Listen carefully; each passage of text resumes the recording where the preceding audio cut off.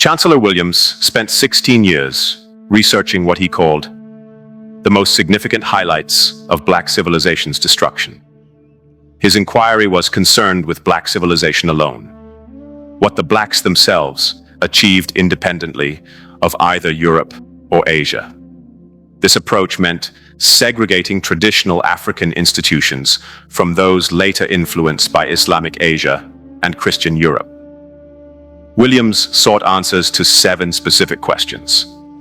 First, how did all-Black Egypt become all-white Egypt? He notes that mulattoes were classified as white in Egypt, North Africa, and the Middle East. Second, what were the specific details in the process of completely blotting out African achievements from history on such a universal scale? Third, how and under what circumstances did Africans, among the first people to invent writing, lose this art almost completely? Fourth, is there a single African race, one African people? Fifth, if one race or people, how do you explain the numerous languages, cultural varieties, and tribal groupings? Sixth, why are there far more disunity, self-hatred, and mutual antagonisms among Blacks than any other people? Seventh, how is the undying love of Blacks for their European and Asian conquerors and enslavers explained? Williams' research involved 4 main steps. First, review of world history.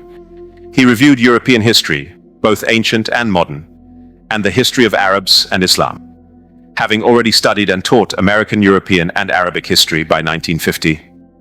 Second, study in Europe. Williams began formal African studies in Europe, rather than Africa, because Europe and Asia had been hauling out of Africa over the centuries just about all of the historical materials needed for research. European museums are the repositories of much African history. Third, documentary sources. He studied reports from colonial administrators, parliamentary debates, letters from geographers, explorers, slave ship captains, and missionaries. For ancient Africa, Greek and Roman sources were most useful. Fourth, field studies. 2 years of work in Africa, covering 26 nations in East, West, Central, and Southern Africa, and 105 language groups, focusing on oral history and developing methods for historical criticism of oral traditions. Williams began his study in the lands bordering the Mediterranean on the north and extending southward on both sides of the Nile below the 10th parallel, thus including Aksum and neighboring kingdoms. This was the ancient Ethiopian Empire, a federation of autonomous and semi-autonomous kingdoms, and the heartland of the African race. Williams discovered through continent-wide study of the traditional customary laws of the Blacks that a single constitutional system prevailed throughout all Black Africa, just as though the whole race, regardless of the countless differences in language and other locally determined cultural patterns, lived under a single government.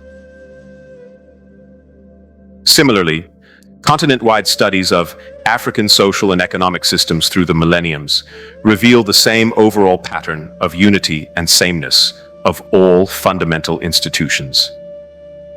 Williams concluded that there is a historical and fundamental basis for real brotherhood and unity of the Black race. Williams noted that Europeans investigating Africa could not have escaped the notice of this unity, but they are shrewd. Massive Black unity would be massive Black power, which of course would reduce white power and its domination of the whole earth. Therefore, white Africanist writers always concentrate on the ethnic differences among Africans, tribal antagonisms, hopeless language barriers, the cultural varieties, etc. Williams addressed confusion about Arab identity, stating that the Arabs themselves are a white people. He explained that millions of mulattoes in Arab countries are considered white, and that countless unmixed, sun-baked, desert-dwelling Arabs are not only brown, but some are very dark in color. Williams clarified that jet black Africans, whose forebears were in Arabia for generations, speak Arabic and call themselves Arabs, just as Black Americans speak English and call themselves Americans. However, the blacks are in Arabia for precisely the same reasons blacks are in the United States, South America, and the Caribbean islands: capture and enslavement. During his studies at Oxford University from 1953, Williams observed the European education system's effects on Africans. He found that the system fostered a new kind of aristocracy, an aristocracy of the educated, where college graduates constituted the new upper classes. Williams noted that some Africans became more British than the British, just as many from what was French West Africa became more French than the Frenchmen. This created two major problems. First, reinforced disunity. The education further reinforced colonialism's policy of perpetual disunity in Africa by creating rigid class divisions between educated blacks and the black masses and their basic aspirations. Second, rote learning without critical thinking. The education was mainly rote learning, the ability to memorize phrases, concepts, and other required data. Thinking is neither required nor expected. Critical analysis and evaluation of subject matter are not required. This produced a generation of black scholars who continue to amaze students by mouthing the doctrines and viewpoints of their white teachers, like so many robots without minds of their own. Williams described a crucial discovery made during a lecture at Oxford on the history of colonialism in Africa. Professor Madden explained how difficult it was to rule Africans due to their wild and most primitive system of democracy. Because just as fast as African kings or chiefs undertook to carry out British laws which displeased the people would remove them from office. Therefore, this primitive African democracy had to be destroyed before British indirect rule could be effective. This led Williams to discover an ancient system of democracy, existing before Greece, evolved from a continent-wide constitution that governed the whole African people as a single race. The Europeans were confronted with a real social democracy that existed long before the terms socialism and democracy were invented in the West. Williams observed that, considering how thorough was the capture of the minds of the blacks also, it is really not surprising that so many Negro scholars still faithfully follow in the footsteps of their white masters. He was convinced that what troubled him was what troubled the black masses and what they wanted to know. We wanted to know the whole truth, good and bad. Williams warned against replacing the present system of racial lies embedded in world literature with glorified fiction based more on wishful thinking than the labors of historical research. He emphasized that there can be no real identity with our heritage until we know what our heritage really is. It is all hidden in our history, but we are ignorant of that history. So we have been floating along, basking blissfully in the sunny heritage of other peoples. Williams devoted 2 years to field work in Africa, which he considered of the highest importance for African historical study. This field work was undertaken only after thoroughgoing research in written and other documentary sources. The field work focused on oral history and covered areas in the hinterland, or bush country, generally far away from the westernized urban centers. Williams explained that our quest was not for the long-standing tradition of either Islam or Christianity in Africa, but for the more ancient tradition of Africa itself. Williams worked with 128 people who participated in this work and made the outcome possible. He selected assistants carefully, declining services of many highly recommended Africans because of their upper-class attitudes toward the common people. He noted that the people in the interior can spot the arrogant and superior African just as easily as they recognize the arrogant and superior white investigator. The study required various types of assistants: interpreters who spoke 2 or 3 local languages, verifying interpreters to double-check translations, assistants who worked on special assignments in different areas. Williams acknowledged that the project should have been undertaken by a research team of 8 or 10 persons, rather than a single individual, which caused the work to take 16 years instead of 3 or 4. In Sudan, authorities did not want me to work in or even visit the all-black southern provinces due to 15 years of rebellion against the Arab North. Officials suggested Williams confine my studies to the northern Sudan, which he refused because he could only find Islamic institutions in the north, institutions of which I already had full knowledge. Williams identified systematic problems in historical sources regarding African achievements. Williams discovered that numerous black giants of history had been classified and effectively disguised as Caucasians over the centuries. He noted that researchers must know the various names that referred to blacks exclusively in the ancient world, including African, Ethiopian, Thebans, Libyans, Thinnites, Nubians, Cushites, Memphites, and Numidians. Williams revealed another trick. The very opposite of the American law and practice was to classify Africans with Caucasian blood as Caucasians. However, if any of those so classified turned out to be notorious characters, pro-African or anti-white, they were loudly proclaimed and contemptuously called half-breeds. Williams noted that millions of early blacks who were forced either by circumstances or expediency to replace their own names with Asian and European names only added to the problems of historical identification. Williams emphasized that African historical research required the active support of black governments and predominantly black institutions of learning. He called for comprehensive basic research programs, research teams for field studies in history and archaeology, thorough teacher training programs for history and related disciplines.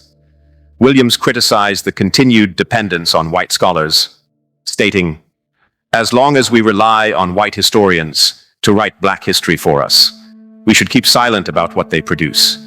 They write from the Caucasian viewpoint, and we are naive indeed if we expect them to do otherwise. All the ballyhoo about their scientific objectivity, to the contrary, notwithstanding."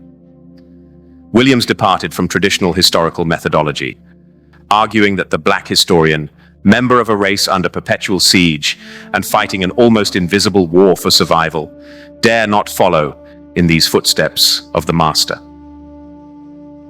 Instead, after researching and documenting racial history, the task of critical analysis and interpretation should begin. Williams insisted that black historians must ask, what were our strengths in the past? In what respects were we most vulnerable? Where did we go wrong? All of this must be for the express purpose of determining what to do now.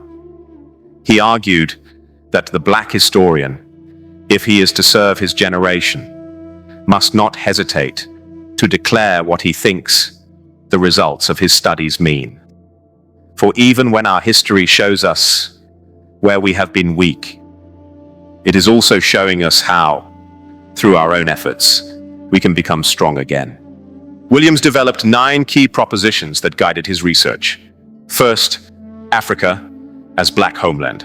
Africa, all Africa, is the native homeland of the blacks and the Asiatic peoples who occupy North and Eastern Africa, even though they may have been there for centuries, are no more native Africans than are the Dutch and British, who likewise occupy and control the southern regions of the continent. Second, early black civilization. The blacks were among the very earliest builders of a great civilization on this planet, including the development of writing, sciences, engineering, medicine, architecture, religion, and the fine arts. Third, the tragic loss. The story of how such an advanced civilization was lost is one of the greatest and most tragic in the history of mankind, and should be the main focus of research studies in African history. Fourth, Asian imperialism. Asian imperialism, though rarely ever mentioned, was, and still is even more devastating for the African people than that of either Europe or America. And that the Arabs' white superiority complex is not one whit less than that of Europe or America, although their strategy of brotherhood deceives naive blacks. Fifth, environmental and social factors. The continuous splintering of groups and migrations resulted from the steadily increasing death of the soil and the advance of the deserts, the drying up of lakes and rivers, along with the attending change of the climate and the always certain internal strife, all combined with invasions and famine to become a way of life. Sixth, African resilience. The strength and greatness of the African people can be measured by how, in the face of what at times seemed to be all the forces of hell, they fought through to survive it all and rebuild kingdoms and empires, some of which endured 1,000 years. Seventh, constitutional continuity. Even in the smallest surviving states, Africans adhered to and kept alive the basic principles of the traditional African constitution and held on through all the passing centuries to the fundamental elements of its ancient democratic, social, political, and economic systems all over the continent. Eighth, religious origins. Africa was the cradle of a religious civilization based on the conception of one supreme God, creator of the universe, and that this belief in one supreme being antedated that of the Jews by several thousand years before Abraham. Williams theorized that the early wandering Hebrews, so numerous in Africa, received many of their religious ideas there.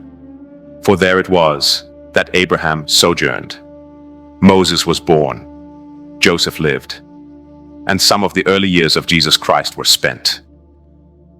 Ninth, self-imposed limitations. Despite remarkable achievements, African people fell far behind in the forward march of the rest of mankind because, in addition to the destructive forces of nature on the continent and the hostile forces from without, the African people, further enshackled themselves with their own hands through certain aspects of their social institutions and beliefs that stood as roadblocks to progress, even where conditions were favorable. Williams made what he called a blanket indictment of white Western scholarship on Africa, outlining four main charges. Williams argued that Western scholars are not ignorant of the true history of the blacks, including their achievements as builders of one of the first great civilizations on this earth. However, they simply ignore and refuse to publish any facts of African history that upset or even tend to upset their racial philosophy that rests so solidly on premises sanctified by time that they no longer need to be openly proclaimed. Williams claimed Western scholars were unwittingly promoting the steady march toward a world conflict between the races. He explained they were doing what they feel they must do in faithful obedience to their Caucasian culture, the racial pattern of which emerged in the 17th century. The conquest and enslavement of peoples made it imperative to create both a religious and a scientific doctrine to assuage the white conscience. Despite African independence movements and Black Revolution in the United States, these scholars maintained control by setting up highly financed African studies associations, societies, institutes, history journals, and African periodicals of various kinds, all under complete white control and direction. They pushed African studies programs in the colleges and universities far ahead of the general demand by Black youth for Black studies. Williams noted that when Black students demanded Black studies, they discovered that white professors not only had the field occupied, but were still teaching their traditional viewpoint on race. Williams documented how Western scholars continue to arrange and rearrange the world as it pleases them, naming and classifying peoples, places, and things as they will. He identified a key double standard. In the United States, whites known to have any amount of Negro blood, no matter how small, are classified as Negroes. In Africa, they do the very opposite. Blacks with any amount of Caucasian blood are classified as white. This scheme was rigorously applied in the history of Egypt, for example, where even unmixed black pharaohs became white, and the originally black population was never referred to as Egyptians at all. Williams revealed that blotting the blacks out of history included replacing African names of persons, places, and things with Arabic and European names. One wave of the master's magic wand, and black Hamites and even Cushites, like their early Egyptian brothers, are no longer Africans. Based on Williams' extensive research, several critical insights emerge from the destruction of black civilization. Williams documented that the erasure of black achievements from history was not accidental, but systematic and deliberate.